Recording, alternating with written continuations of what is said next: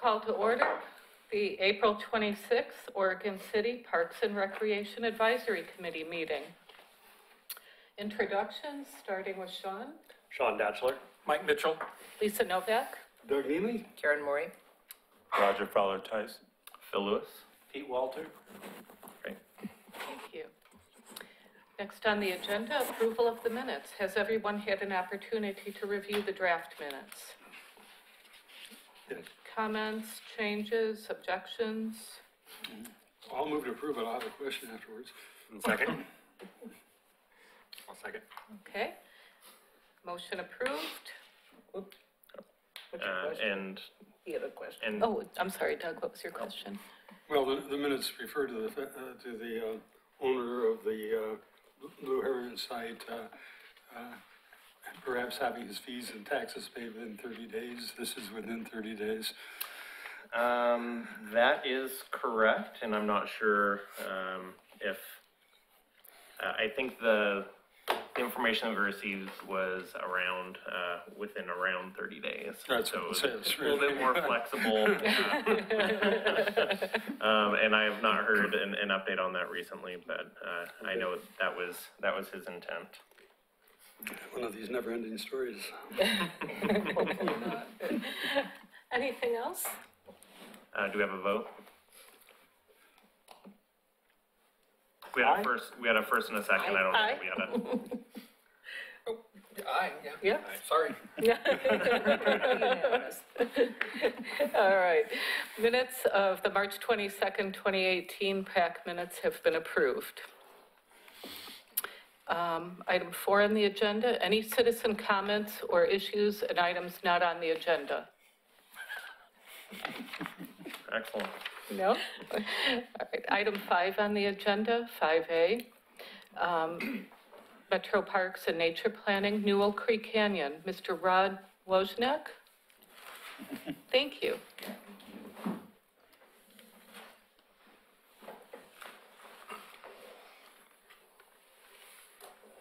Good evening, committee members. My name is Rod Wozniak. I am the planning manager with Metro's Parks and Nature Department. I'm here tonight to share a brief background about Newell Creek Canyon. This is, however, actually the first time I've ever spoken about Newell Creek. The project manager, Tannen Prince, has a newborn that he's caring for this evening, and I've agreed to fill in for him. So, Newell Creek Canyon is located on the southeastern edge of Oregon City, and it's a 235-acre canyon with high-quality cedar forests, tracts of upland deciduous forest, and small streams centered around Newell Creek. It truly is one of Metro's special sites within our portfolio. It provides a unique opportunity for within the Oregon City limits to protect water quality, preserve urban open space and fish and wildlife habitat, as well as create an opportunity for local and regional residents to connect with nature. Next slide, please. Oh, you have the clicker on here. Oh, yeah, I could do it myself. Oh. Since these properties were purchased and put into public ownership, however, we've experienced some challenges with maintaining the habitat and protecting water quality as a result of illegal camping. In contrast to the Newell Creek Canyon's beauty, this unauthorized use of property has resulted in litter, dumping, and informal trails which have degraded the resource and proved harmful to wildlife habitat and water quality. The site was identified early in the discussions around the 2013 operating levy, which thankfully the region's voters approved, and the subsequent 2016 levy, which identified and granted funding to the effort to plan, design, and construct improvements in the canyon. One of the goals of the access plan was to attract a steady flow of visitors, and hereby doing so would help discourage illegal camping and displace this use. However, we have to do this thoughtfully with connections with the local residents around the sites, as well as aligning with our conservation goals for the property. Beginning in April of 2014, we held 4 public meetings over the span of a little over a year and a half. And we had great attendance at each of these, a lot of great conversations. And some of the top activities, that the community and stakeholders identified that they wanted to experience in the canyon were hiking, picnicking, and off-road cycling. The use in Newell Creek Canyon centers around 3 primary uses. The day use, or the blue area at the top, is where you would find the parking and trailhead, restroom facilities, interpretive opportunities, and then the trail, which would then work its way through the orange zone, would be the primary trail network, followed by the green zone, which is largely designated as the conservation area, or larger tracts which provide wildlife that habitat that they're searching as well. I'll zoom in a little bit more on the day use area that was the result of the master plan and further design development. The primary access for people would be off of Warner-Milne Road. And as they enter, there would be a automatic gated entrance there. Entering into the parking lot, I think we're looking at roughly 24 parking stalls. Yeah, so the visitor would park their car there if they decided to arrive by that mode of transportation, and then to work their way east into the site.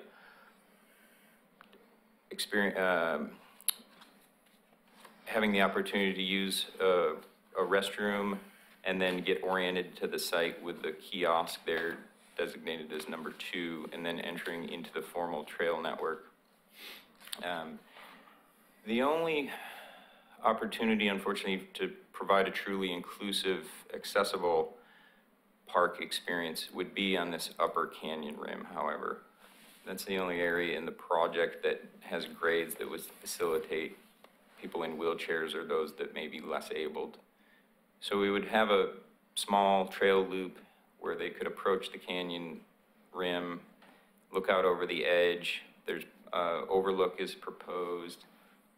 And then for those that want to go deeper into the canyon, the trail location there at number 9 would send you into deeper into the canyon. The area in the center of the upper bench would be restored into primarily a large meadow, and that location would also provide a future opportunity for additional site features such as a natural play area, covered picnic tables, and possibly an overlook shelter. Can I ask a question there? Sure. Your tone on this is a little different than I recall from previous ones. You said it could have like a nature play area.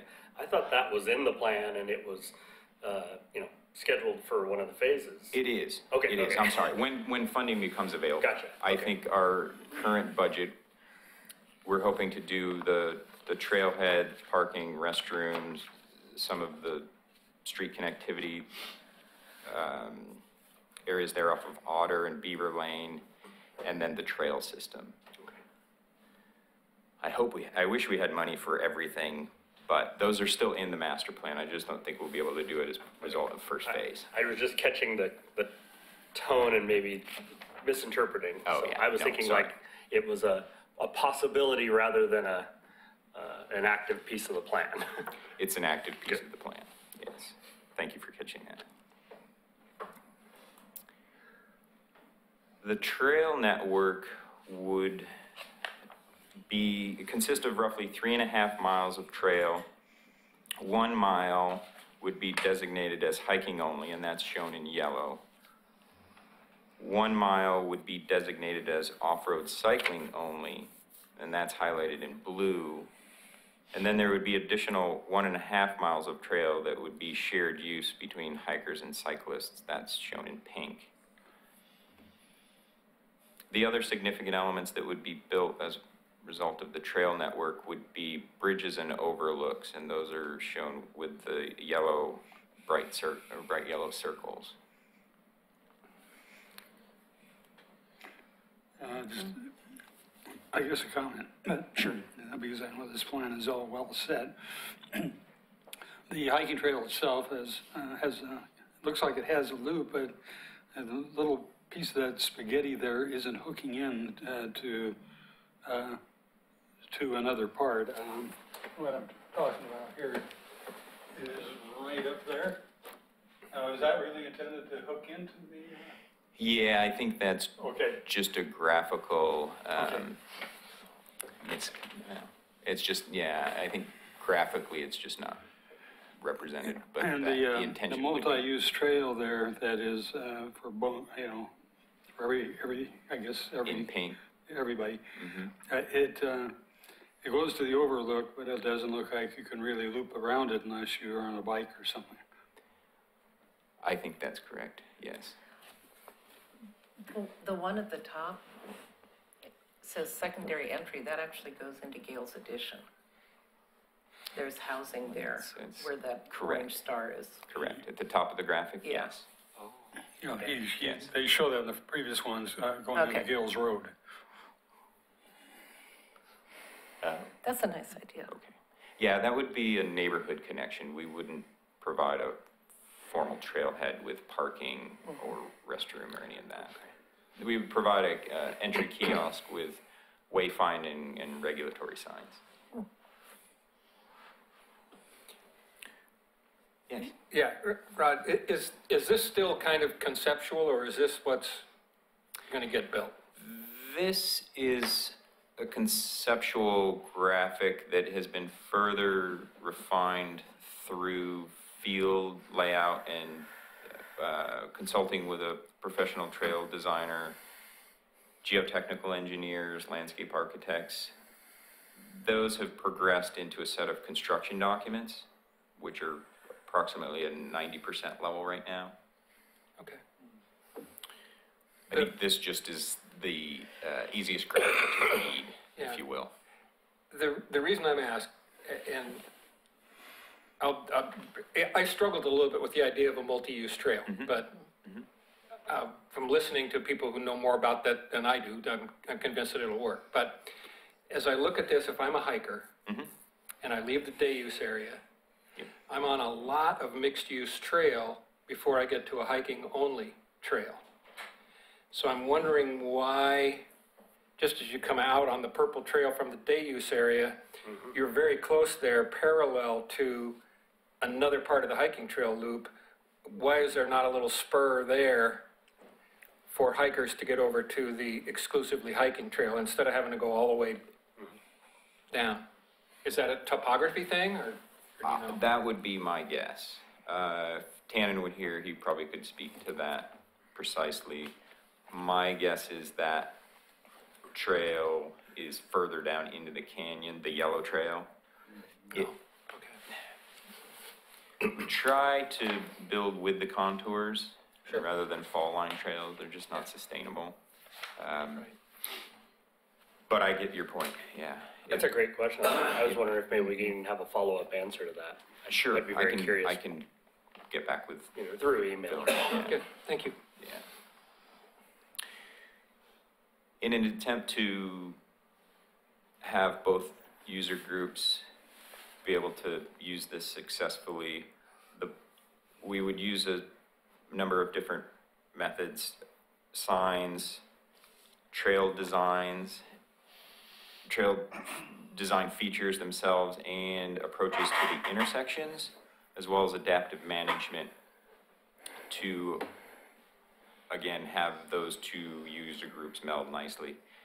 We're proposing that the off-road cycling combined with the multi-use on their uphill ascent on the climb, so that they don't have speed that creates a conflict with that other user.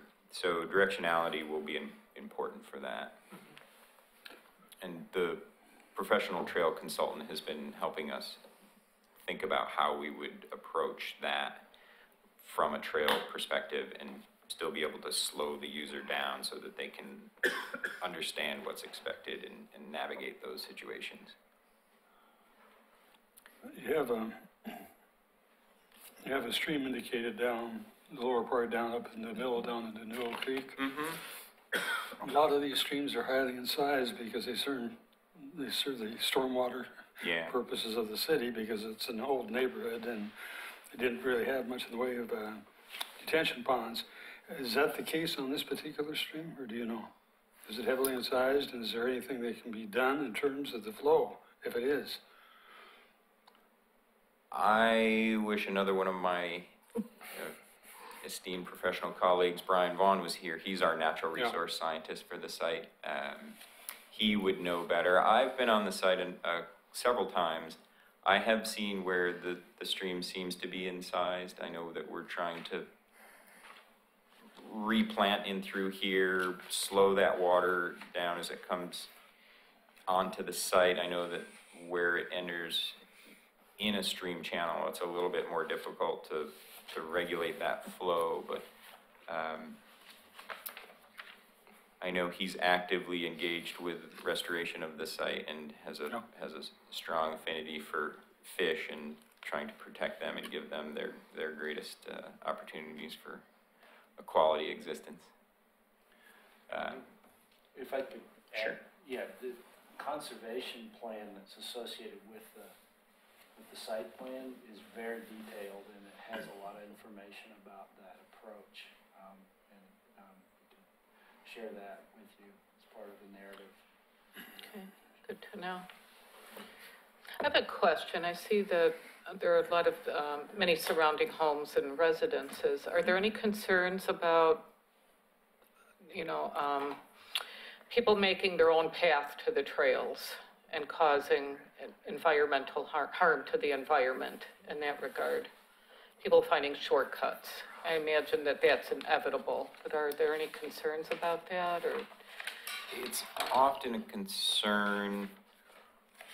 We hope that providing safe, formalized trails that are quality experiences, that those neighbors will decide to enter at a formal trailhead.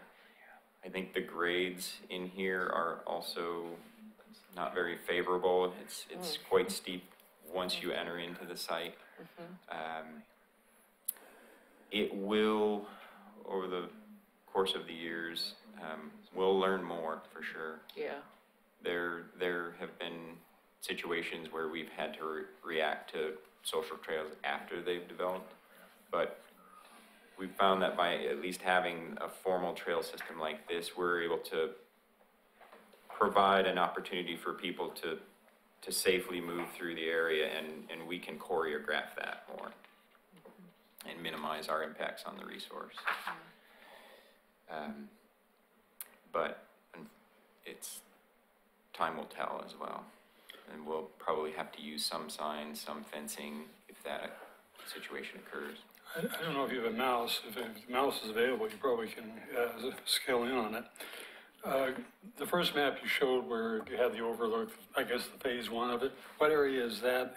If you go back, that's good, but how does that compare to what you have in your other map? Can you? So,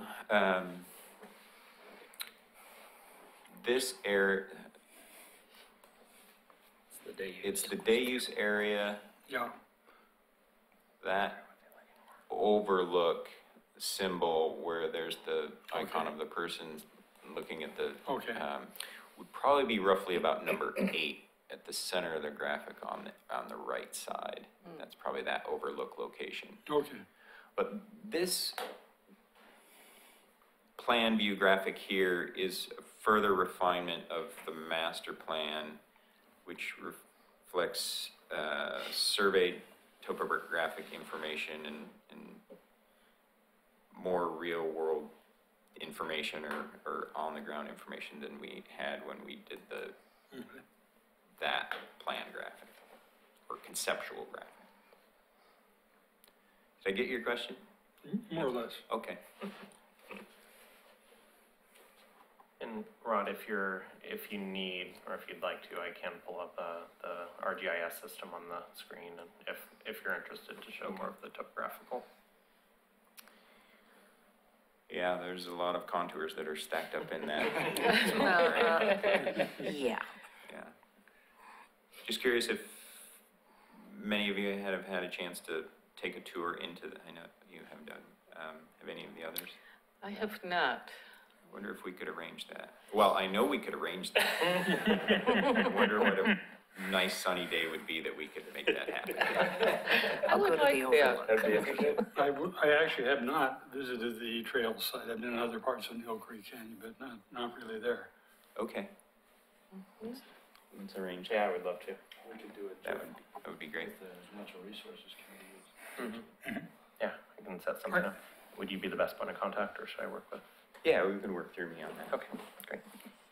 I want to come in from that end. So this graphic represents our timeline. After roughly a 2-year planning effort, Metro Council adopted the master plan in 2016. And since that time, we've been working with Oregon City staff to obtain land use approval so that we can move forward with construction. There was a lot of effort that went into that land use application and subsequent conversations. There was a lot of geotechnical data that needed to be understood because of the slides and soil types in the canyon. We looked a lot at utilities, street connectivity, etc. Took a little longer than we were expecting initially, but we submitted the land use application in March of 2017, and it was deemed officially complete in that August.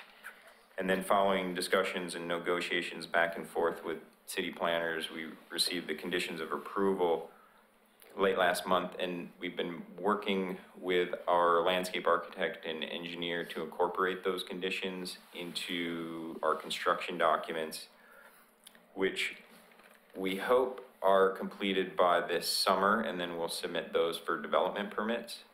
And then once we have our development permits in hand, we'll enter into our public bidding phase to identify contractors. What we want to do with this project is we want to break it into 2 separate contracts. One would be for the upper bench or the formal trailhead, where we can get a grading and excavation contractor familiar with pavements and utilities and stormwater. And then we'll approach a qualified trail builder that has experience building soft surface trails in natural areas, such that we can get someone that has the right equipment and the right experience so they can leave a light footprint on that area. We'll also have to bring in some pretty sizable bridges to span some of those drainages. So that'll be some pretty nuanced work. Having said that, we hope to bid that late fall and into the winter so that those contractors have a chance to bid competitively and secure work for that next season. We hope to begin in May and then have an opening in the fall of 2019. That was pretty much what I had to share. I appreciate the opportunity. I'm more than welcome to field questions as long as you have them. Questions? I've got a couple. You show the trail hooking in there into one of the neighborhoods. I can't remember if that's Mill Crest or Mill Ridge, but is that the only neighborhood that you actually physically hook the trail into? Is that the one at the top of the Yeah. graphic? I'm sorry, I'm not that familiar. Yes. I know we have a small connection down at the south as well. I think that's under some utility right-of-way. But the primary neighborhood connection would be to the north. Okay. Or at the top of the graphic. Yeah, sure. 2 questions, excuse me, on the conditions that you said were brought up. Were any of the, were those mostly technical jargon based, or were any of those things that change what the public has already seen in the approved plans, like what we've seen? You might help me, Pete, a little Yeah, bit. I think there was some further understandings and refinements around how we would look at the connections at Otter and Beaver Lane. Yeah, I think the discussion with respect to Gales Lane was that you know, that will be a closed gate. Right. And the principal access is off Fox. And Correct. then, but there would be pedestrian access Gales. But other than that, I don't believe any of the conditions that were put on there, like you said, are mostly technical and they have to do with stormwater and street layout and how things are paved, because the parking lot is going to be pervious pavement and that sort of thing. So there'll be some maintenance obligations on the part of Metro to keep that pervious pavement in good shape. So yeah, you're right. It's mostly technical stuff. And it's a phased project too. So the approval that the city issued is pretty much dealing with the day use area. And we expect that most of the decisions with respect to the larger canyon and the conservation and trail work, which while they've been preliminarily approved here, the construction document phase that will be submitted, there may be some refinement there. In terms of the natural resource overlay district that the city regulates, there's certain types of trails like soft surface trails that are exempt and can be placed within fairly close proximity to some of the wetlands and streams to allow interpretation. And then trails that are wider than that are considered non-exempt. But I believe the overall net impact that is being mitigated is a very small area. It's about 2,000 square feet of impact, and then Metro's going to be doing tons and tons of replanting and enhancement just because of the current state of some of the vegetation and other things in there. So they're more than mitigating for any impact that they have. It's an enhancement project, yeah. I always had the impression that the parking area we're talking about, that the cemetery property was immediately adjacent to it. It doesn't appear to be in this picture. I guess the sighting has changed. As you pan out, you can see where the cemetery is on that wider view. So that The other side of the black line. right. Oh, where is it? Up here. Just to the Oh, top I of see. the. Okay, Yep. Yeah. okay, So Scattering Canyon's a little Okay. bit north of there, and right. that butts up against Metro property for sure. My second question relates more to the budget. Since I don't see the numbers, I'm having to make some assumptions in my mind. And I'm not speaking on behalf of this group, but I would say there was general consensus the last time I brought this up to the Metro person that I'm a huge advocate for getting the nature play elements in phase one. I believe from a budget standpoint, it's a very minor piece, given the size of this entire project. And I think it's important for us to look at all age groups. And so from my standpoint on opening day, I want the 5-year-old to enjoy it just as much as the 30-year-old on a mountain bike and the 60-year-old on, hiking or whatever. And I'm not trying to be age discriminatory there, but more conscious of the smaller people too, and reasons to bring their families to that trailhead park area and not even necessarily going down in the canyon. So do you foresee that element as such a significant cost that it needs to be moved into phase two, or can some small things be shifted? It's a good question. There is a lot of nuance there. The challenge with play areas is somewhat dependent on what that play area is and what that experience is.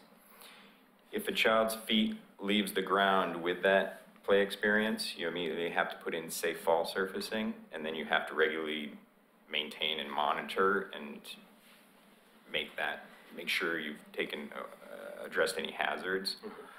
There's some significant costs with ongoing operations and maintenance around that. If we provide a play experience where kids' feet are on the ground and maybe they're playing collaboratively with sand and water or natural materials, that's less maintenance. And I think there's more opportunities to do something like that. Or maybe it's an off-trail play where we mow a trail through the meadow and have like a hopping log, which wouldn't necessarily be called a play area, but it's a playful feature. The intent there is a little different. So the maintenance and safety requirements are different. Totally understand.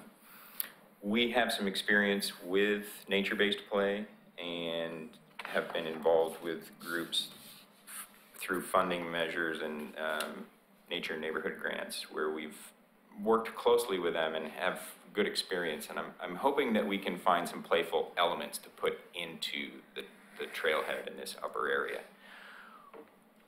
Whether it's a formal play area within a boundary, that is probably going to take a lot more conversations with our operations director. But I get your point. We'll see what we can do. Great, thank you, I Yeah. appreciate that. And that's all I can ask for is take that back, and even maybe there's some collaborative work with the city on something like that. And I know we've even had those same challenges from a maintenance standpoint, and it kind of defeats the purpose of nature play, but we've put in rubberized elements to help some of those Yeah. problems. I'm building an inclusive, all-access, nature-based play area at Oxbow Park. And to provide a safe fall surface that's accessible, I'm putting in basically synthetic grass, which you wouldn't really think of as a nature-based play, but it allows kids of all abilities to then interact with. We're going to have sand and water play tables so that they can roll up under and experience that. So. The other perspective I'm coming from, and Metro is a huge organization that does a lot of things in a lot of areas, but for us, Oregon City residents, this is really a neighborhood park. Correct. And so that's the angle I'm coming from, is there's a lot of little kids and families in those areas that would walk to that park to recreate, as opposed to crossing Malala Avenue, which is hard. And so the sooner we can provide that opportunity for them through collaboration, through Metro's shifting priorities, that's a good thing. It's a win for those houses along there. So. And I'll have to chuckle a little bit on a bit of the other side. I've had some concerns, and other people have voiced concerns about noise going into the cemetery, especially if there's services ongoing. So the gleeful children, it looks like, are actually, you've created some good separation, and if your landscaping plan does some wonderful buffering. So I think you're going to be a really good neighbor. That's our intent. Unless too many of Sean's chuckling Those children edges show will up. be important for us. We have a lot of opportunities to provide pollinator habitats in there, screening. Yeah. Could you draw the mason bees out of the cemetery into your park? Are they a challenge in the cemetery? There's several of them. Ground nest? Attract them. I'd like to come to the hammerheads. Sure. Are they intended to be just places for cars to turn around, or will they be able to park there? Our intention would be that they would simply turn around there. Okay. Primarily emergency vehicles, garbage trucks, things like that. Yeah, we would sign that very well. Okay. It's not intended for parking. Okay. Yeah, the hammerheads are conditioned as well, so they're going to stay, but they need to meet Clackamas Fire District standards. And they would be marked no parking. And there would be also signs that say that is the end of the road. So there wouldn't be any ingress into the, like Otter Lane or Beaver Lane? No. Yeah. Okay. Any other questions for Rod? No. Thank you, Rod.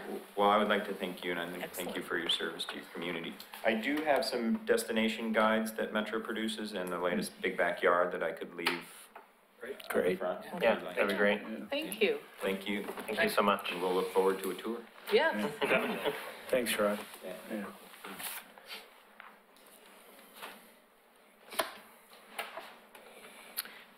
All right, moving on to item 6 on the agenda, general business.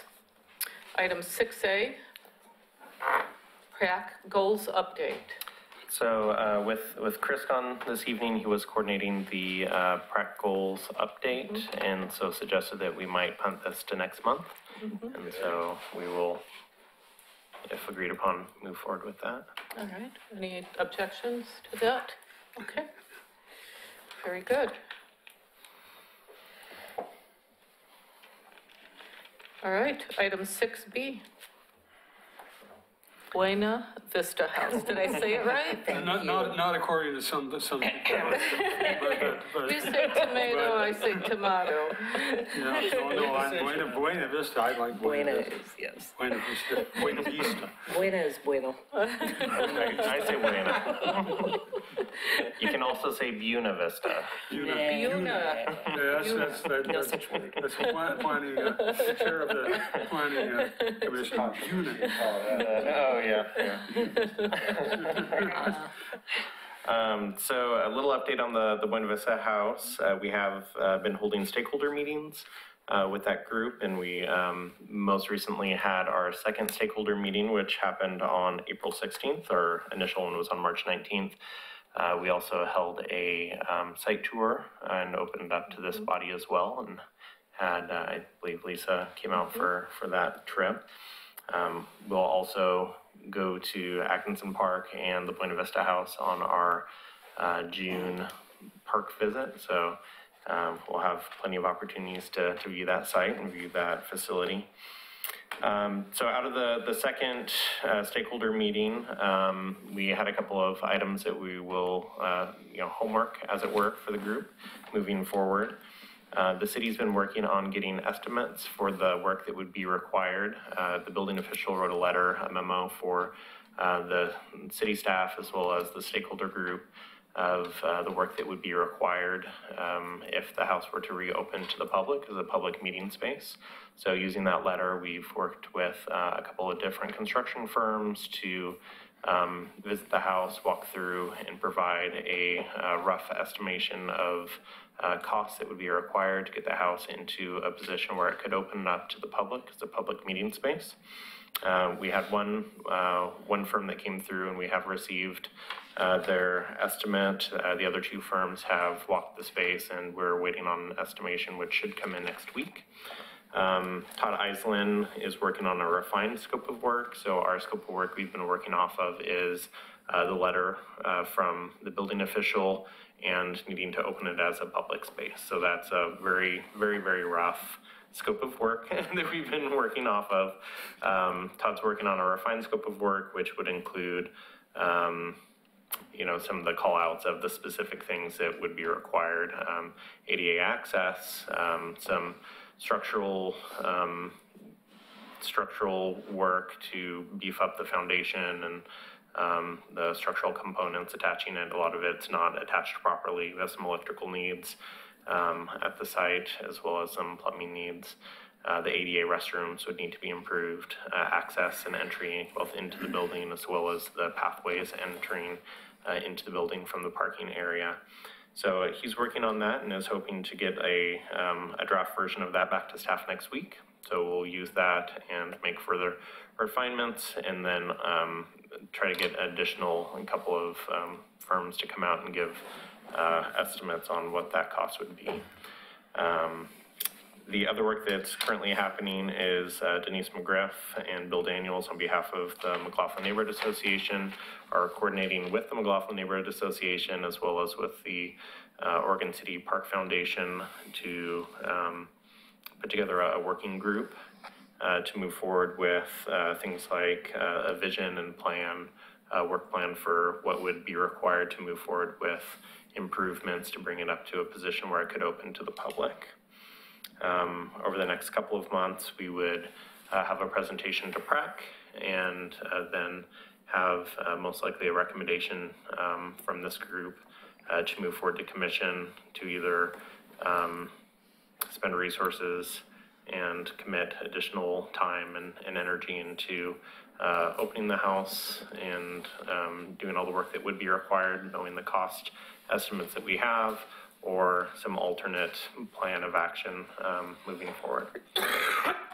So trying to do this in a thoughtful way, but also knowing that we have two things working against us. Time, and the House doesn't currently have utility hookups. And in addition, the commission giving direction to staff that they want to move forward with this one way or another. Yeah, when something actually is happening to the house, do you have any idea where the funding will be coming from? At this point, one of the things that I've communicated with the stakeholder group is we do not have funding as a park system.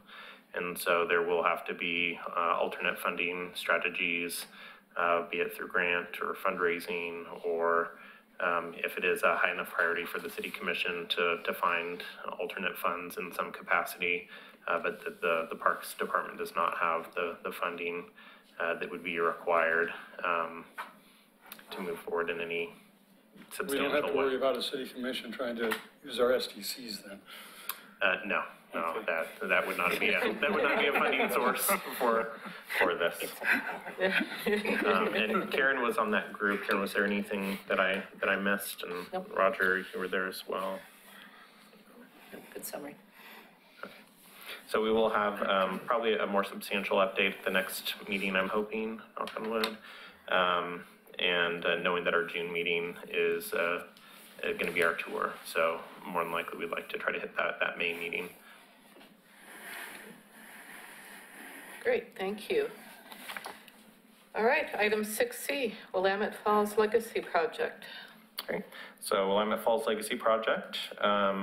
So as we discussed at the last meeting, the permitting apps have been signed by the owner. Staff has been moving forward with the joint permit application to the Army Corps of Engineers and DSL, as well as working on site work pertaining to the environmental things that will be needed, environmental studies, and some design standards for the site. So a lot of the work trying to get things refined before going into formal documents for construction, anything like that. So at this point, still working on rough kind of background work that needs to happen before we can really, shovels in the ground kind of work. We will receive anybody who's gone through a joint permit application process. You typically don't receive information back from that group until at least 6-9 months, a year later. And so trying to get this done in a thoughtful way and make sure that we don't have many pieces missing, so that we can get hopefully information back from that group as soon as possible in a way that works. So more information to come on that. Very good. Item 6D, Ermitinger House.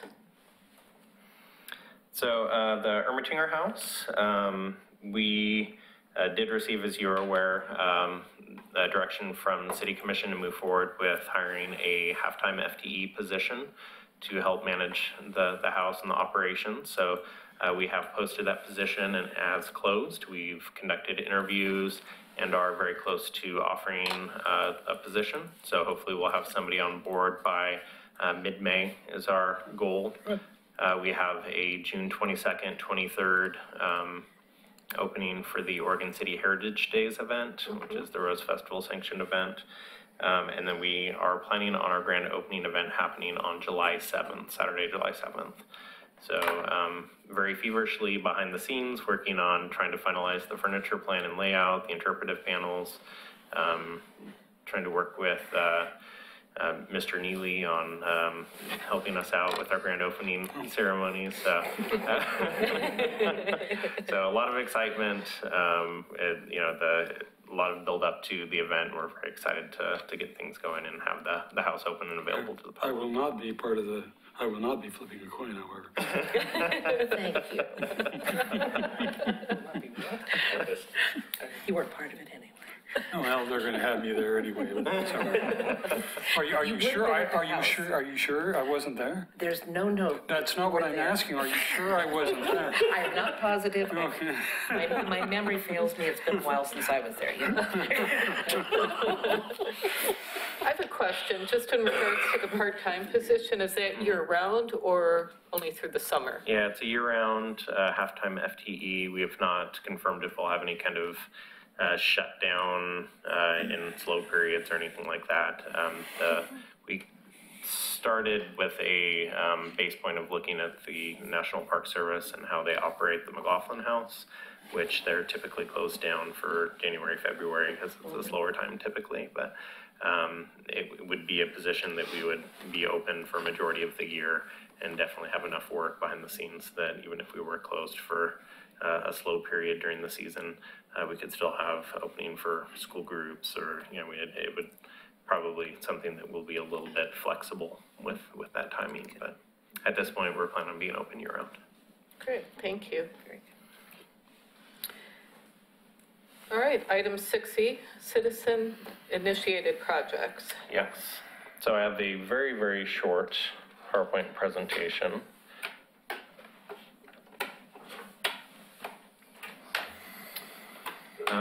So this is something that that we've been having internal conversations with, and it's something that I've brought up with a few side conversations.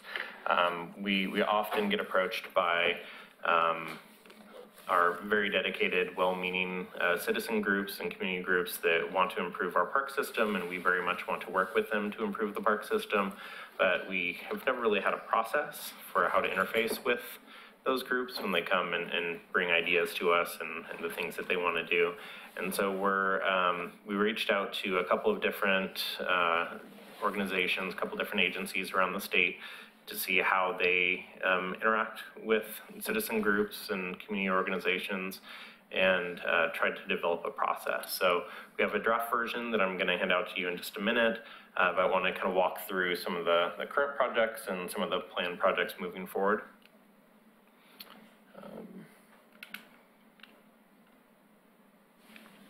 There we go. So as you guys are aware, we have 38 parks and facilities, roughly 300 acres of parks in our system.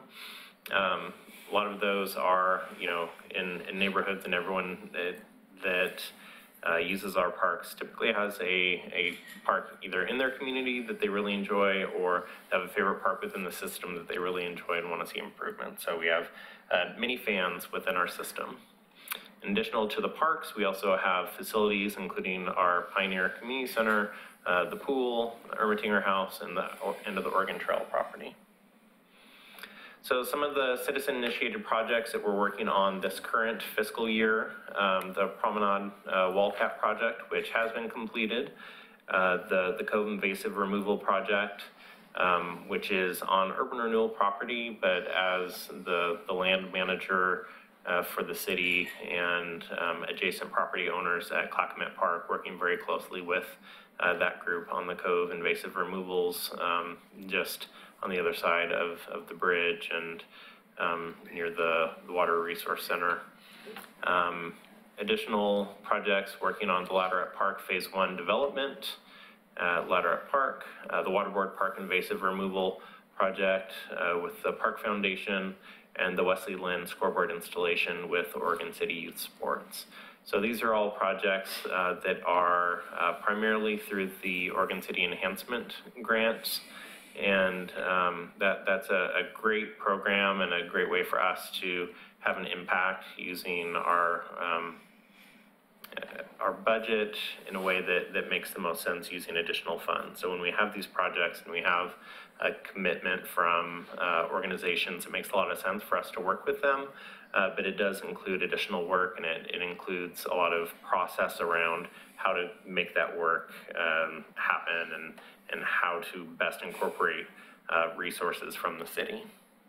On the map, just out of curiosity, Barkley Hills Park is there. Is Barkley Hills the name of it?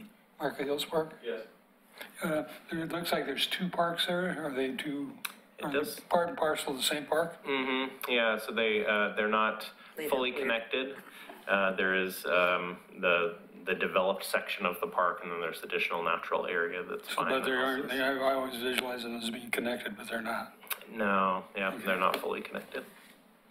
Bill, Yes. just a quick question. The Promenade Wall Cap project is a citizen-initiated project? I thought that was just a kind of a warranty work. It's kind of it was a little bit of a staff-initiated project, honestly.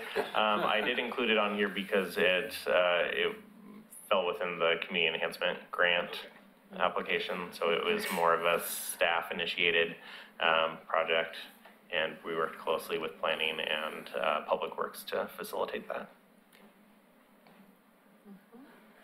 And the Wesley Lynn scoreboard, I guess I can give you a little update on where we're at with each of these. So the Promenade wall cap project is completed. That work was done primarily in the fall, and the wall caps are there and look great.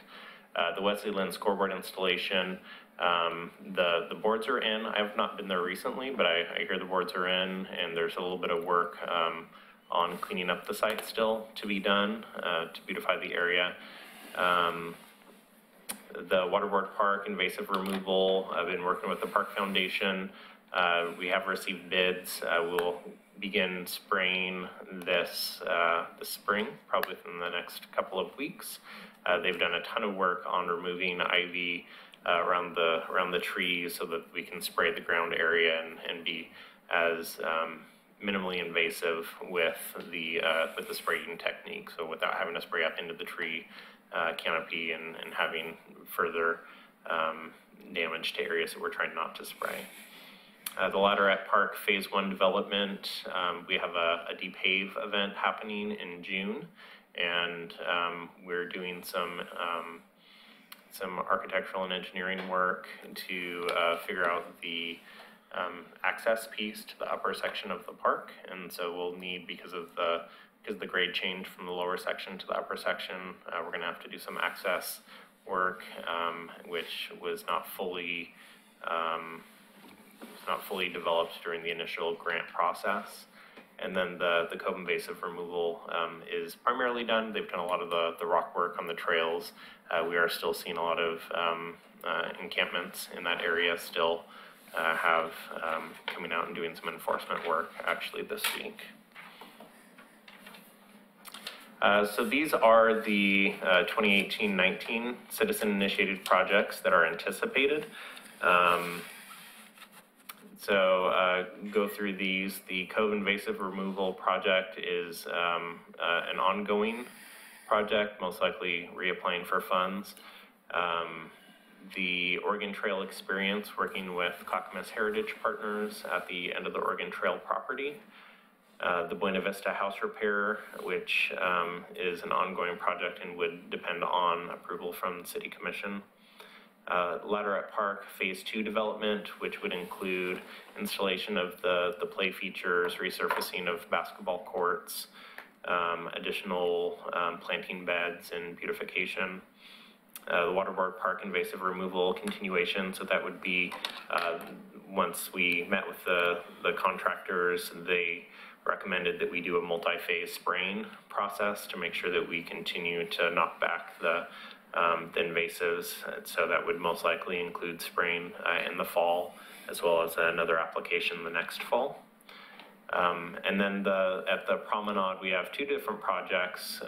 One is a wildflower project, which Bill Daniels and Jerry Herman have been working with the Museum of the Oregon Territory, the Rotary, and other organizations, McLaughlin Neighborhood Association, to knock down all of the weeds and grasses on the other side of the wall and do a application of wildflowers in that area. It's kind of a neat project. They're working on trying to get, it sounds like they have the Rotary signed on to do additional funding for seed application beyond this year. And so we'll have the original application, and we'll have some reseeding efforts that will happen in the coming year. So the Promenade Planting Project is, Francesca has been working with the McLaughlin Neighborhood Association and city staff on doing a conceptual plan for the McLaughlin Promenade.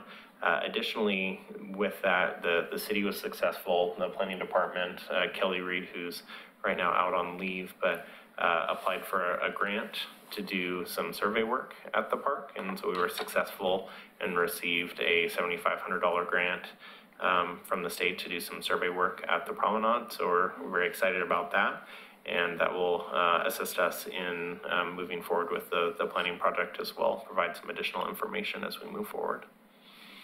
So with all of the requests that we do get from citizen groups, again, it's something that we were wanting to make sure that we had a process of how to evaluate and make sure that we were kind of the groups that were applying for assistance from resources, whether it's city staff or a monetary match, that it was vetted out a little bit.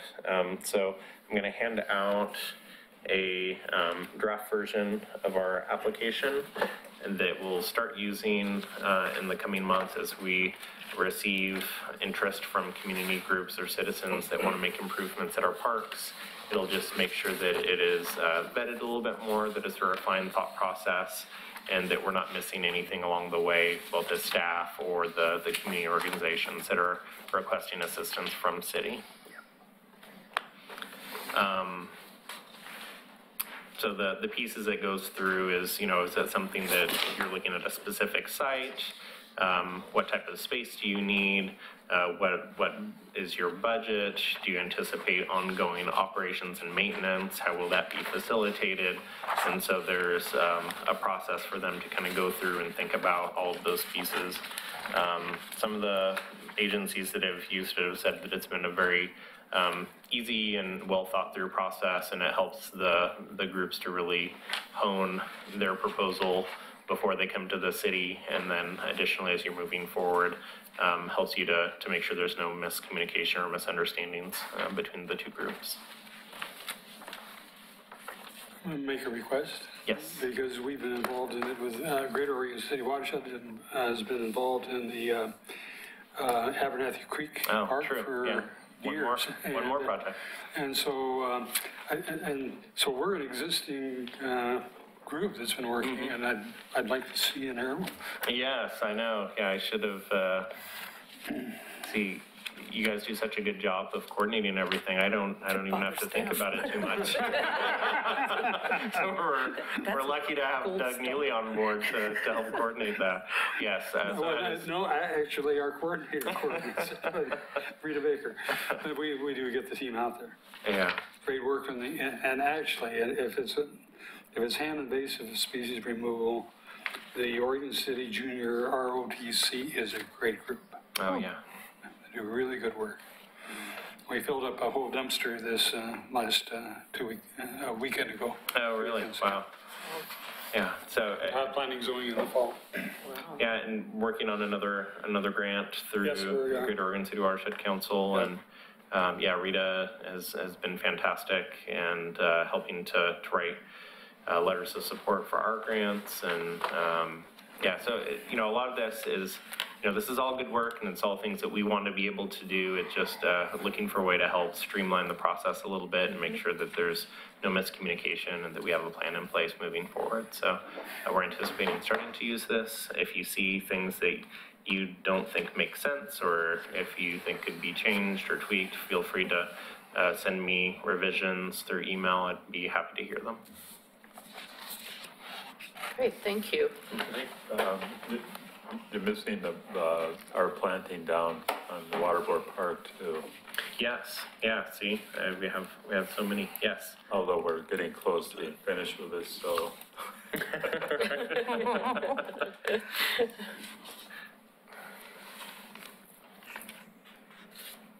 Okay, item 6F on the agenda, Mount View Cemetery Grant. Yes, so Mountain View Cemetery Grant, staff are attempting to move forward with a grant application to make some improvements in the Masonic and Old Cemetery sections of the cemetery.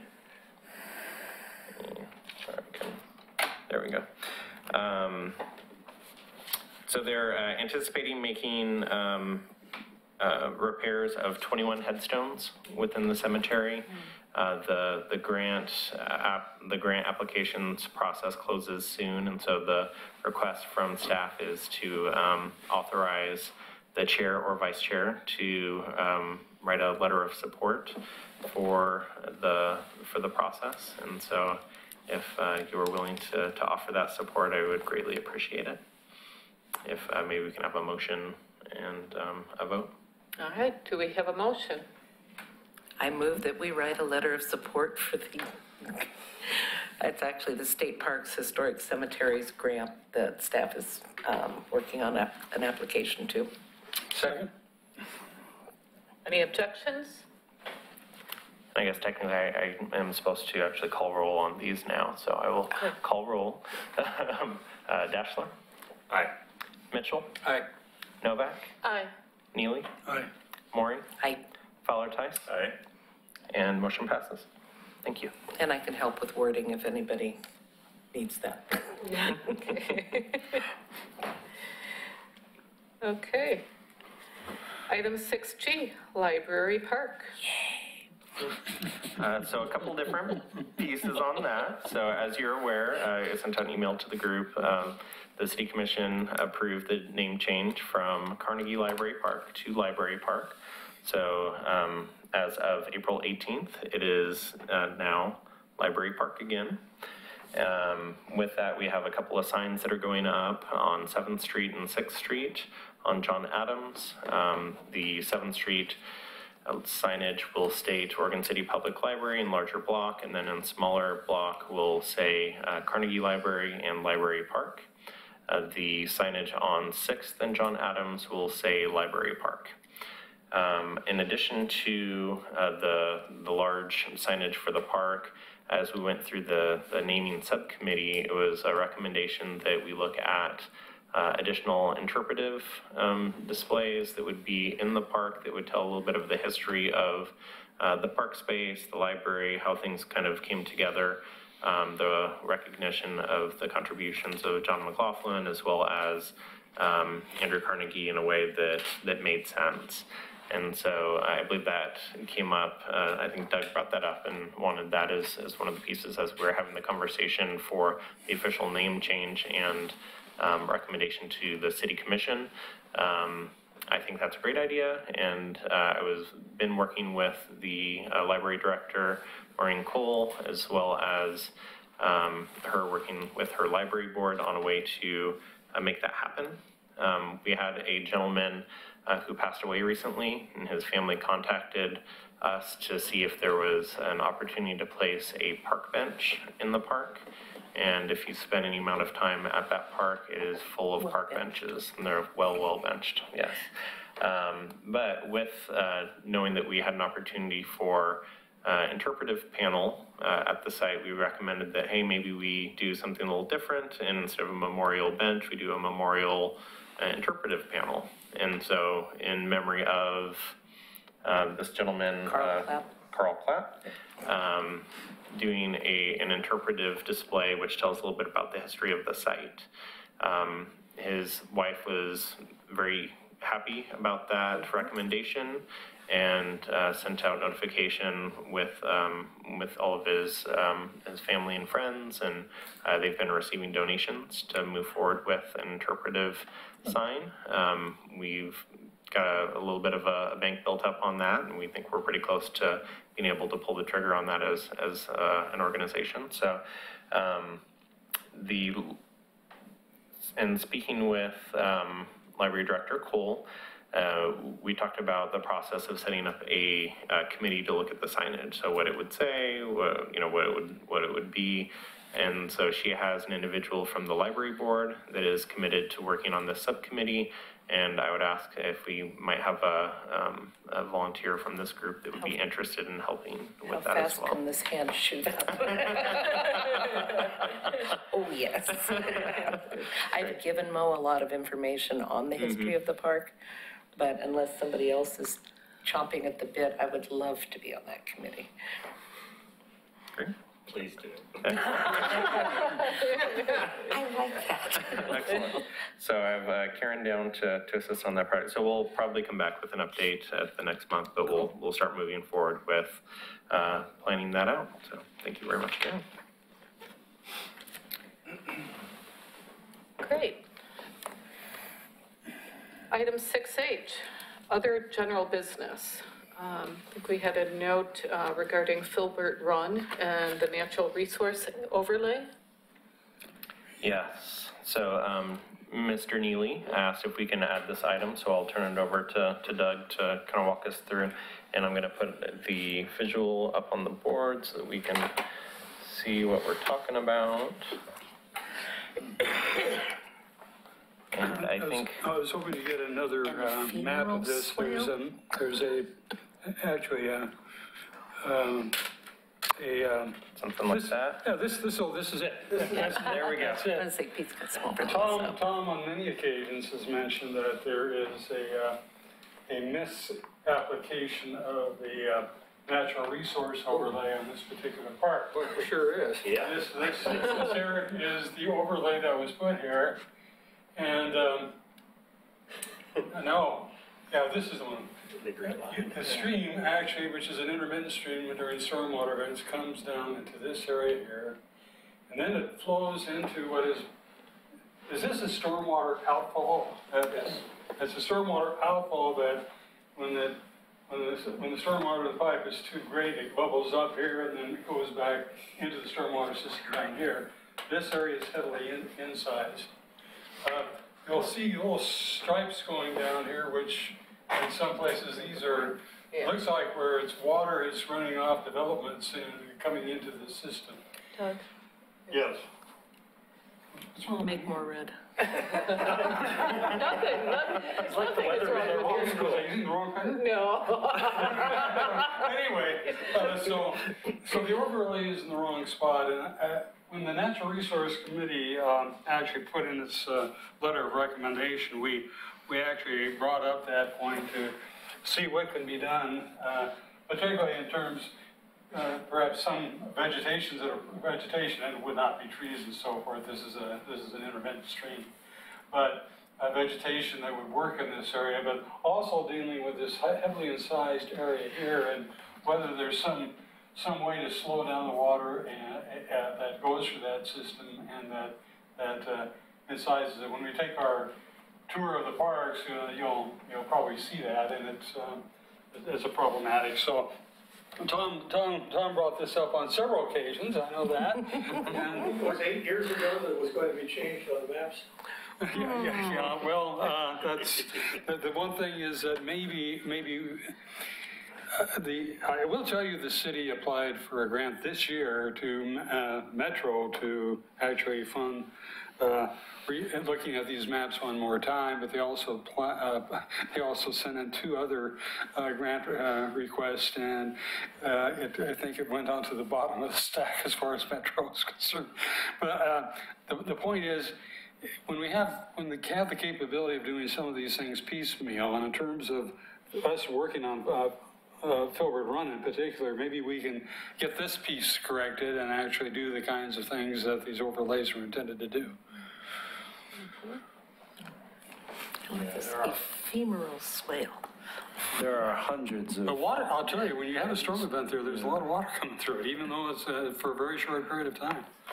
Since that overlay was adopted in 2008, there have been numerous development applications where they do an on-site delineation, and the buffer that we apply is based on the on-site delineation when a site plan or a subdivision comes through. But we don't have a subdivision coming through. No, but what would be the next steps for implementation of the park if the grant funding comes through? Yeah, so the timeline of implementation falls roughly within the 5-year period. So Right. Pete was stating that typically the delineation reports from the state are good for about 5 years, and it was done in 2015. We're anticipating if we receive funds to move forward with Filbert Run that we would probably have construction completed in the summer of 2020, which puts us about 6 months past where that period of time is we received the letter from them January 12th, 2015. So the report that we received from them is what you see on your screen, which shows the I'm going to mispronounce this. Ephemeral. Thank you. The ephemeral swale that goes through the park, and as Doug noted, the overlay that we have in our GIS system does not match with the actual water coming through the park. But the ephemeral swale that we did receive the delineation from the state, which is the report that you see in front of you, is in the proper location. So in addition to that, we had, see if I can full screen.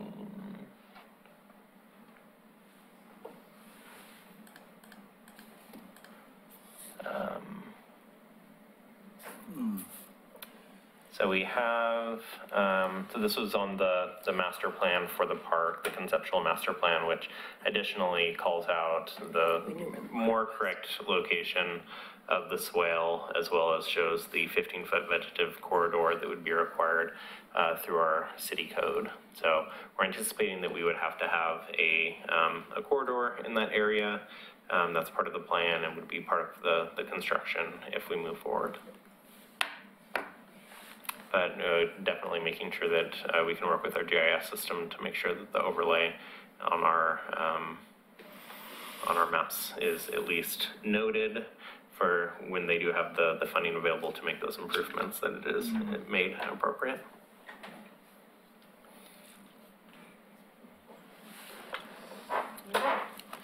Very good. Any other questions or comments regarding Filbert Run? I do have one question. The grant timing for Filbert Run Yes. to the state park? Yeah, so the grant has been submitted. It's currently in the review process. The city staff would go to make a presentation, I believe it's in early June. We would make the presentation, typically find out within the month. And so by the end of June, beginning of July, we would probably have notification from the state if we were successful. Typically, they would then come back and have us sign off on an agreement with them, which happens in early fall.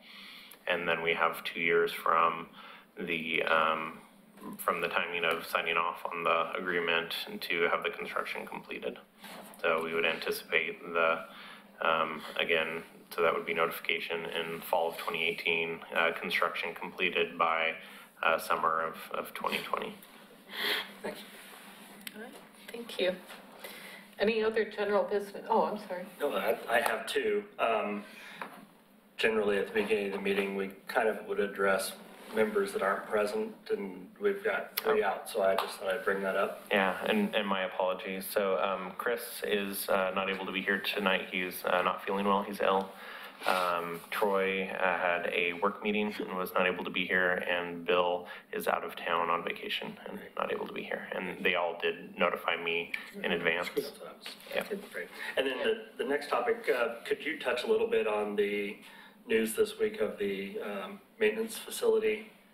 Yes. Specifically, and how that would interact with what's already kind of in the works with our current upgrade to that facility. Yeah, so as for those of you that might not be aware, we, as a city, the city commission approved a purchase and sales agreement to acquire a property off of Fur that is just under 5 acres of total property.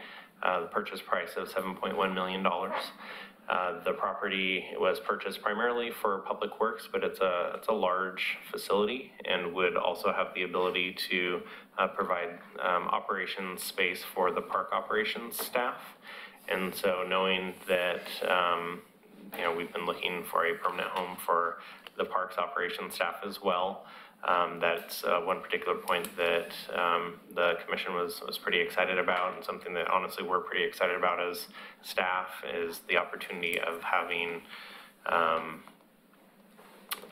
more efficiencies. And the property itself has tanks for both diesel and gas, and so we could fuel up all the rigs at the same site as where all the vehicles are at.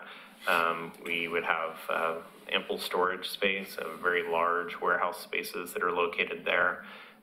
We'd also have some efficiencies with conference rooms, break rooms, some equipment use, things like that. So a lot of efficiencies. There are a couple of things that we would have to kind of shift the way that we currently do work having the cemetery space be our primary, our largest park, 55, 56 acres, and needing to do burials. And so having staff that often are timed around the lunch period, where we would have staff come in, eat lunch, and then afterwards go and assist with burials. And so we have some efficiencies there with the program elements. Additionally, having the operations staff at one site and the customer service admin support staff at the cemetery that would need to be there to provide those services for those looking to bury their loved ones. And so there's a little bit of a give and take. And so we're working through the process with the park staff as well as with the public works staff to figure out a way to make that happen. We envision that we will most likely move forward with kind of shifting gears and move the operations staff to the joint public works parks operations center. The work that was put into planning for the park operations maintenance area at the cemetery, we have that additional space now, which we will still need to do some additional storage space for the cemetery eventually. Additionally, we'll still have to make updates and upgrades to our office space there at some point. And so the additional space that was recently purchased, the 1 acre space, will allow us to build a new office and storage space at the cemetery without interfering with the current ongoing operations. Having an additional place to build while we're still operating. One of the concerns we had as staff was that we still have the out-of-date restrooms that are on the site, and is of particular concern to us. And so we envision, the details have not been worked out, but if we do end up being able to move over to the First Street property, that we would still move forward with the demolition of the current red tag building and reconstruction of the restrooms on site. We probably would not do any other construction work or expansion of parking spaces, things like that at that site until a later date. But any of the funds that we were putting into the operations center at the cemetery would then shift over to the operations center on First Street. But we have 60 days due diligence period. We're a couple weeks in at this point, and so things could change. It seems like a solid building and a solid property, but it's not a done deal just yet. So more information to come on that, definitely. Great, thank you. I have a question, and I don't know if this is a proper time to talk about this. I was going to talk about it in my member comment, and that is that we weren't allowed to talk about the whole business because of litigation with the lower part of Waterloo Park. Mm. And I don't recall anybody coming to talk to us about that at all, but prior to the litigation. Okay. And although that wasn't, it came out in the court, but prior to that it didn't, nobody knew if it was park property or city property, mm-hmm. But it would have affected the park in that some of the parking spots people use in front of the armory would have been gone. And as far as I know, the only parking would have been up on top of the hill, mm-hmm. Right? So the current parking down below, the park actually doesn't have any parking down below. It's either on Public Works property or it's on State of Oregon property for the armory. The proposal by Public Works for their operations center would have included a small trailhead at the bottom, so there would have been like 4 or 5 spaces. I wasn't trying to get into the details. Oh yeah, no. But I guess what I was saying was that we weren't. Even though I know it's a whole separate thing, we weren't involved in any kind of discussion. And according to our bylaws, we're here for public comment and anything that might affect the park. Mm. And I'm wondering if is that something that the chair and the vice chair would be included in meetings with with the city on that, or is that was litigation, and the lawyers actually took care of most of it. There's really not a lot of input from park staff in relation to that. It was, all, through the legal process, so. Well, I guess what I'm getting at is that this planning has been going on for quite a while. How long? For the new public work facility, came as a surprise. Well, I'm sorry. General Distributors sold to Columbia Distributing. Columbia No. doesn't want the facility. No, I'm talking about Lower Waterford Park. Well, the point is, it wasn't a park, and that's right. Well, I understand, but nobody knew that until the court said that. Is that quite right? The court case wasn't a secret, it's been in the works. No, but It was, it was litigated, but the city commission had never, in the whole history of it, dedicated that area for a park. right, I understand, but it didn't come out until the court. Well, the court, but that's because the city was taken to the court. Well, So I would I'm say sorry. to- I guess what I'm getting at is anything around the park affects, anything going on around the park affects the park. So is that not something that PrAC should be aware of? And somebody come and talk to PrAC about what the plans are? Well, what I was going to suggest, I think his point is there. Yeah, assuming the due diligence and so forth of the First Street property comes into being, I think there should be a community discussion on that area above the public works side. And because I presume most of our operations are going to, they probably have a presence there, but I think it would be beneficial then to have that discussion after the city commission has made its decision on the First Street, and I think that's what you're implying. Right, it's just that the planning for the operation, when they were planning on building it down here, has been going on for a little while, a few years. And we have never been, nobody's ever come here. I will tell you the Natural Resource Committee was involved in it, but I guess the PrAC was not. This is just in case other parks that's that okay. are like this, that have been around for a while, that's all. Yeah, that's a good point. And I would say that, moving forward, I can try to keep this group more informed of development near the parks. So as we have development coming on board that is adjacent to park facilities, if it seems to be an impact of that experience for park users, I can probably try to do a better job of informing the group.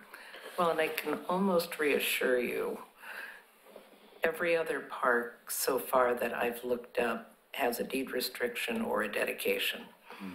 What the water board, the city-owned property in which water board park sits is the only exception I have found. Yeah, so we will be, at some point in the near future, coming forward with additional information on recognizing charter parks in a more formal way. So many of the park sites have dedications, either through, the purchase process or through adoption by commission or, dedication by the plat map. And so there's ways that it is delineated as charter protected, but not necessarily called out as a charter park.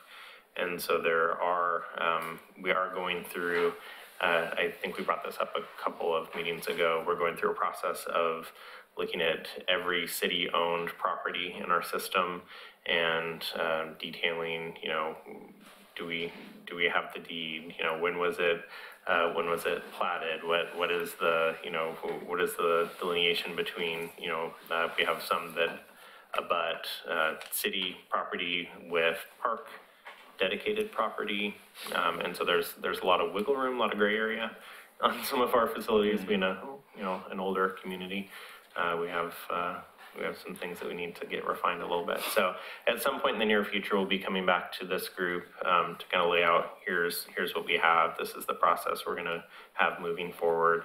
We have some parks that'll be pretty easy to move forward and have an adoption by the commission as charter parks, and we have a few that will have to do a little bit more legwork, but so it'll be a little bit of a drawn-out process. I'm going to throw out something.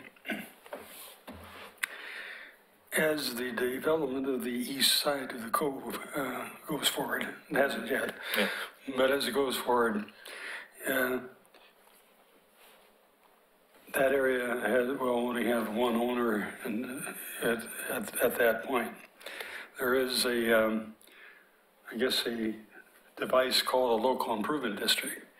And if we could get the owner to agree to having some monthly charge so we can have continuous maintenance of the land around the cove, that will come back to the city. I think it already belongs to the city. Maintenance, I mean, we take in these great places that have a lot of natural features that are great, but we do not have the funds to maintain them. And if the possibility exists to have that area as a local improvement district where the people occupying those apartments pay $5 a month or something of that nature into the local improvement district to actually do the maintenance around the cove. I will definitely follow up on that. Local improvement district? Yep. Okay. All right, any other general business? Yeah, I didn't know when the right time was to bring up the property owned by the city that is. In which Whatever we're gonna call that, but now that Doug already broke the ice, I just want to say amen to what he said. It's a tremendous opportunity, not only in terms of that parking area that's there, but the armory. What's the future of the armory building? And I know when Jerry Herman has spoken to us about all the geological aspects of Waterboard Park, and does that become a geological learning center? You know, there's just all kinds of possibilities, assuming that the due diligence goes forward and all that comes together. I just want to put my support into what Doug was saying, that this group needs to lead the charge in planning for that area, because it's a tremendous opportunity. And I will say also that for those that weren't at the city commission meeting, the mayor stated that he would prefer the city not look at doing anything with the upper yard space until within a year's period.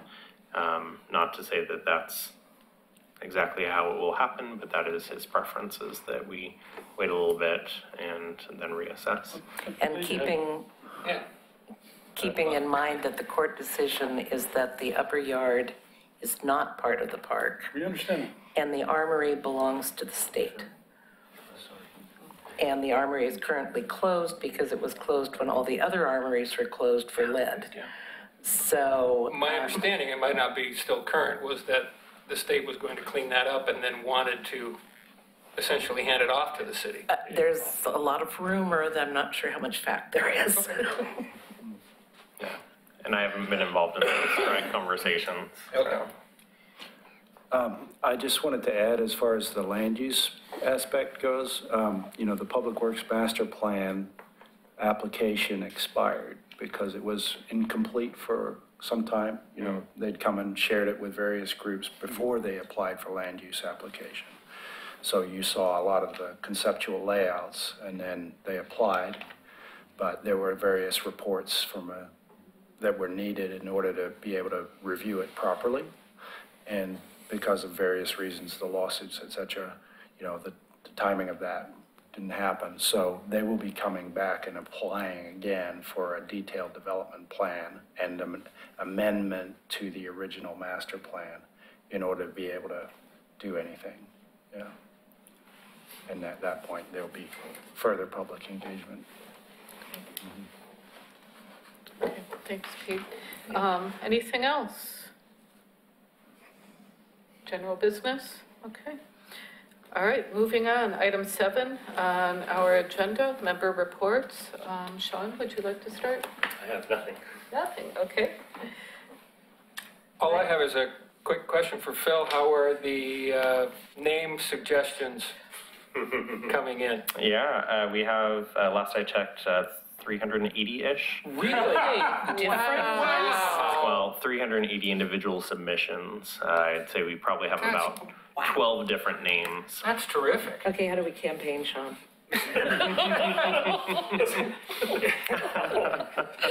How many different ways can you spell your name and keep entering it in? So that is still open, so it'll be open to the public to offer up a name suggestion until May 31st. So you Clearly, can go on that's a good way to go with public involvement. Yeah, that's true. I'm thrilled Yeah, at that amount of involvement. That's just great. Yeah. That's terrific. our new They're not through communications. land trusts or anything like in This is- Sylvan, are they? This is Glen Oak specifically. Yeah, so that's for the Glen Oak property. Our communications coordinator's done a great job of getting some good graphics out there and doing some social media pushes, so it's been a good Yeah, process. and it's working. as well. I've noticed that what she talked about last month, I follow the city's Facebook page, and I've noticed how she kind of calculates when she puts things out. It seems effective, at least from my experience with social media. Yeah. That's it. Okay, thank you. Speaking on me, I attended Enhancement Day, Oregon City Enhancement Day. I did a lot of weeding.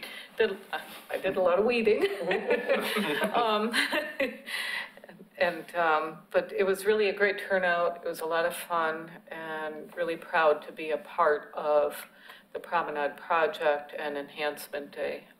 So thanks to everyone who turned out and great job, everyone. I was just going to say that the Great Oregon City Watershed again on that day was involved there at Abernathy Creek Park. We do not go in for the food because we want our people to work and we bring the food out to the park.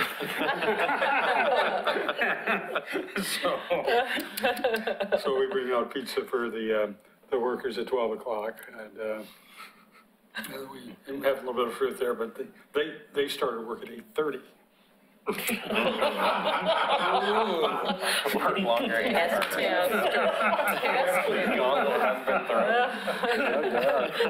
Did you get rained on? No. I don't know, it was weird. No, actually, it was good. It wasn't. It was like we got out of there just in time. As I said, they filled a whole dumpster full of invasives. Wow. Yeah, that's great. Great. All right. Well, I have an invitation, you won't have to do any work. This Saturday, April 28th at 10 a.m. at Mountain View Cemetery, the Sons of Union Veterans of the Civil War will be doing a memorial ceremony. Their ceremony is an adaptation of the original Grand Army of the Republic ceremony. They will have a Civil War era brass band, and they will be doing a musket volley in honor of those who served our country. And this is kind of an honor. It's the Northwest annual encampment of the Sons of the Union Veterans of the Civil War. So I'm having trouble getting that. I actually had trouble typing it on Facebook the other day, and Mayor Holliday called and told me I didn't know how to type. Said somehow Civil War turned into oil war. Well, I was very happy he was proofreading my posts. That would 10 a.m. 10 a.m. That would be a good thing for the city's communications director to put out on the Facebook page way ahead of time, because I have not seen that. And if I hadn't gotten distracted, I was going to get it to Kristen. So that's my fault. What day is that again? This Saturday. Oh, this Saturday. And we actually, there was a request if Dr. McLaughlin wanted to be there. But The McLaughlin Memorial Association has this meeting this coming Saturday. oh, okay. Well, and I did point out he would have known a lot of the veterans, but he wouldn't have been around when they were serving. He would, I was going to say, he was dead. That was what I was pointing out. 1857. Okay. Roger? Rough crowd. Well, I had some Pioneer updates. Tax season has come to a close with over 400 tax returns completed by volunteers for Clackamas County residents. Gift bags and thank you cards were given out to honor volunteers who work in the kitchen for National Volunteer Recognition Week. We held a very successful transportation fair and are looking forward to repeat this in the fall. At this time, our trips are full, our day trips are full, as well as the classes we offer. On to Oregon City Parks Foundation. Our Promenade Park project is coming along. We have 309 plants of the 400 in the ground now. And we were planting a bunch last Saturday. That's why I missed your event. I was hoping to go down there and get in the water. We did do that. But we're getting some really good responses from people walking by, encouragement, and everybody's interested in to see what's happening. Okay. And excited about it, which is good. On the Waterboard Park project, as mentioned earlier, we have 2 bids in, and I'm hoping we can get going on that real quick before the spring is over. That's it. I'd point out, if you got into the water at the park we were working at, you wouldn't have been able to get out of it. The slopes are too steep.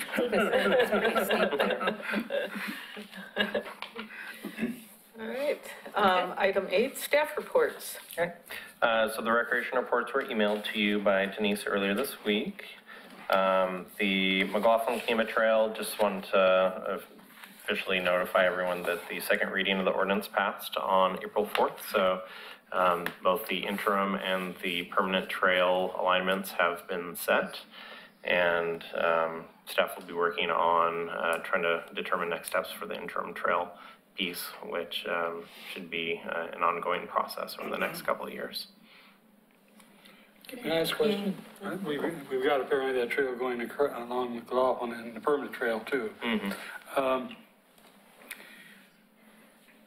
Jersey berries are really ugly. It'd be nice if there was, I mean, we obviously need a barrier there to separate the public, the pedestrians from the traffic, but we ought to make it something that is attractive. Yeah, I would agree. And I think that was brought up during the process as well. So I think that will be one of the things that staff will work with ODOT to try to make sure that we have something that's safe, but also isn't an eyesore. But ODOT sounded like they had some alternatives that they could look at, so. Well, like even the dividers that they've put on middle of 205 would be more attractive than the New Jersey barrier. You know, at least you can see so through nice the and solid. cable things that they're doing. Paint them, we could make them art. Yeah. Are there any other questions on the trail piece? Okay, I have another couple that I did not put on that I forgot to say earlier. So with the enhancement grants, Bill asked if I would ask the group to please allow the chair to write a letter of support for his grant specifically for the wildflower project at the promenade. And I told him that I would do that for him. But I think it might be, so we went through a couple of different options of enhancement grants, folks that were interested in applying for enhancement grants, that maybe the group would recommend that the chair is allowed to write letters for any of those enhancement grants if they do ask the chair to write that. So we're assigning homework to Chris without him being here. But Love it. if maybe we could have a motion for that. Do we have a motion? So moved. Second? All in Discussion? favor? Looks like Karen wants to discuss. I'm a little curious. I've sat through lots and lots of enhancement grants, as has he. They wouldn't always necessarily meet our goals. So giving free rein to, I trust Chris's judgment, but I'm curious how, I wouldn't be in favor of giving him full authority to write one for anybody that wants one.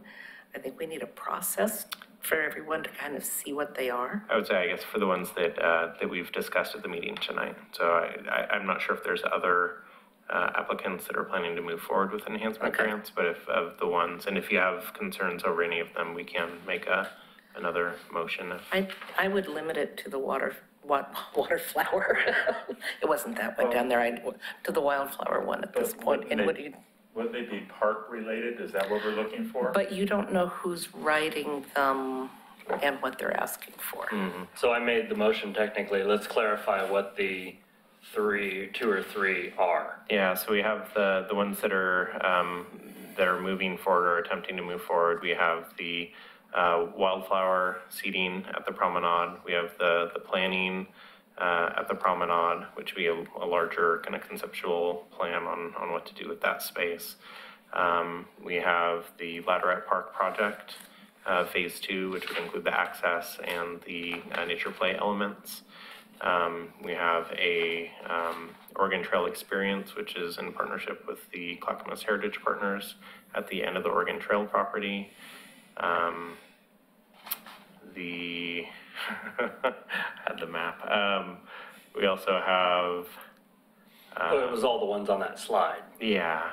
So those are the ones. So to clarify my motion, it would include everything on the slide as presented earlier, because I would support each of those I'm more projects. comfortable with that. Okay.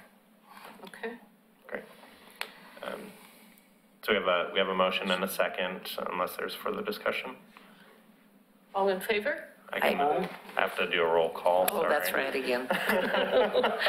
So close. Katie has you retrained. I know, it's slow, it's sinking in. So Dashler? Aye. Mitchell? Aye. Novak? Aye. Neely? Aye. Maury? Aye. Fowler Tice? Aye. Great, motion passes. Thank you so much. And then the last thing that I wanted to bring up is the next, not next month, but the month after, in June, we're planning our park tour. We're working on, we have the bus lined up. We have John will be there to be our tour guide. And I did let him know that I would be offering up, if you have recommendations of parks that you definitely want to go to, or you definitely don't want to go to, or themes of parks that you want to go to, please let me know. Send me an email. We're going to be drafting an itinerary, and we can send out a draft version after we receive some feedback from the group. And my hope is to have, within the next month, have that lined up so that we have a firm tour itinerary. Question? I'm going to make a request. Obviously, there are some parks we're going to concentrate on, but I do believe I've seen every park, but I don't know that we all have, and it's been a while. I think it should include at least a drive-by of all. I was going to say, when you're doing historic preservation or you're doing assessments, there's what's called a drive-by assessment. So maybe we could decide that some parks could be a drive-by assessment and some need to be boots on the ground. There are things that, for example, we've got Shenandoah Park in a neighborhood very close to me. It's got this concrete base that I'm sure had a picnic table on it. There's nothing there now. It's a nice park. It's got trees and so forth. But I think it'd be a good idea to see what is there, and they can be drive-by assessments. Okay. And if, as we're driving by, if somebody knows the park and some features they want to talk about as we're driving by them, I think it would be great. Quick look out the window that way. So I have drive-by versus stop and talks. Yep. Have them both. And that's been typical in the past where some of those pocket parks, for example, it's kind of explained, well, this piece of grass that looks like a home lot is a park, but we just kind of talk about it in passing while we're eating our sandwich. I think we did that with Ladderette Park. We did that sort of a thing. It's kind of easy to take in quickly, but it's going to be better.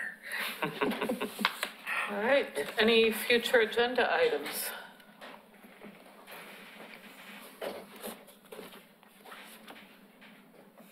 Wow. Nothing? Nothing? Okay. It's not here. Updates. All right. Next scheduled meeting is Thursday, May 24th, 2018 at 7 p.m. And if there are no other questions or comments, this adjourns our meeting for this evening. Thank you.